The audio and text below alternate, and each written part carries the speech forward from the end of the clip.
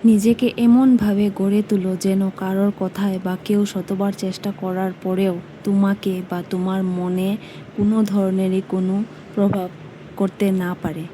হ্যাঁ জানি প্রথম প্রথম একটু কষ্ট হবে, কিন্তু আস্তে আস্তে নিজেকে এভাবে গড়ে তুলতে পারবে। আমরা নিজেকে যেভাবেই গড়ে তুলতে চাইব সেভাবেই কিন্তু গড়ে তুলতে পারবো। এই পৃথিবীতে সবাই যে তোমাকে ভালোবাসবে তেমনটাও কিন্তু নয়।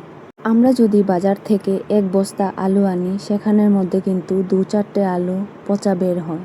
তো সেই আলুর জন্য কি আমরা কখনোই মন খারাপ করে বসে থাকি? ঠিক তেমনি কিন্তু আমাদের জীবনটাও। আমাদের জীবনে বহু মানুষের সাথে আমাদের আলাপ হয়, কথা হয়, চিন পরিচয় হয়। সবাই কি আমাদেরকে ভালোবাসে? কিছু মানুষের মনের মতো যদি আমরা না হতে পারি তাহলে কি জীবনটা থেমে থাকবে?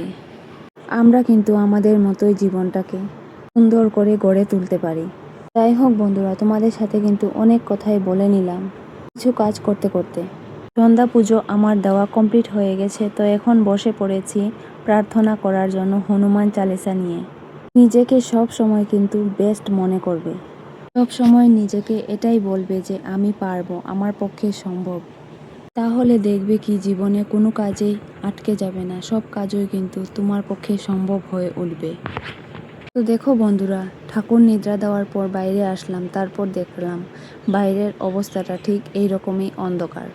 ভিডিওতে যতটা অন্ধকার দেখা যাচ্ছে ততটাও কিন্তু অন্ধকার ছিল না। তো যাই হোক বন্ধুরা, সেই দিন রাতে কিন্তু আমি আর কোনো ধরনেরই ভিডিও তোমাদের সাথে শেয়ার করতে পারিনি। তো চলে আসলাম পরের দিন সকালের, মানে আজকে সকালের ভিডিও নিয়ে।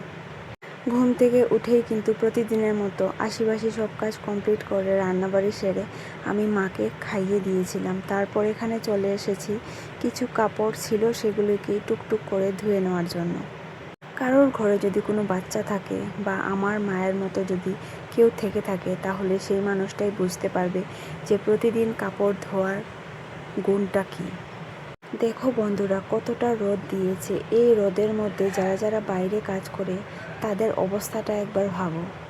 আমরা যারা যারা ঘরে কাজ করি তারা কিন্তু খুবই ভালোই আছি, কেননা আমাদের যখন খুশি তখনই কিন্তু আমরা ঘরে রেস্ট নিতে পারছি, ফ্যানের তলে গিয়ে একটু সময় বসতে পারছি।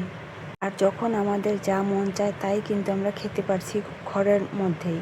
কিন্তু যারা বাইরে আছে তারা কিন্তু ওই দোকান থেকেই খেতে হবে যা খাওয়ার, আর চাইলেই কিন্তু তারা রেস্ট নিতে পারবে না।